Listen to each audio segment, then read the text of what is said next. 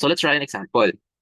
Say, for example, we're given with this arithmetic sequence, and we are to find the sum of these terms. We have 6, 11, 16, 21, and 26.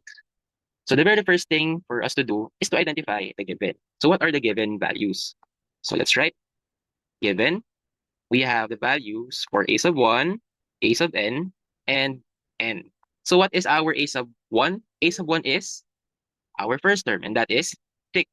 Our a sub n in this case, since we have 5 terms, 1, 2, 3, 4, 5, so our n is 5, meaning our last term would be a sub 5, and that is 26. So our a sub n in this case is, we have a sub 5 equal to 26.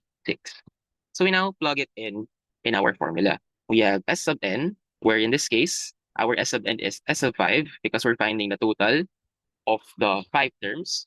We have n equal to 5. A sub 1 is equal to 6 plus a sub n. So we have a sub 5, that is 26, all over 2.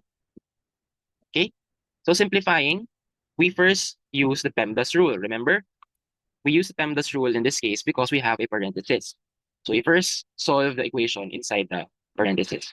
So we have 6 plus 26 is 32. We have 5 times 32 all over 2. Is that clear? Next, we simplify further. 32 divided by 2 is equal to 16. Bakit po yung ginawa natin? Kasi madali natin makompute yung magiging value niyan kapag dinivide natin yung 2 kay 32. So 32 divided by 2 is 16. So we have 5 times 16.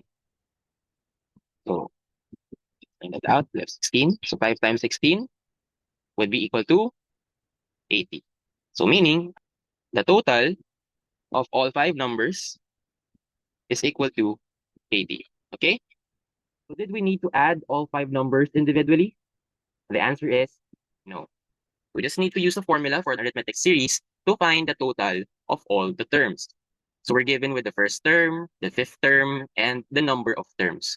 Yun lang po yung kailangan natin para mahanap natin yung total ng mga terms na available sa atin. Okay?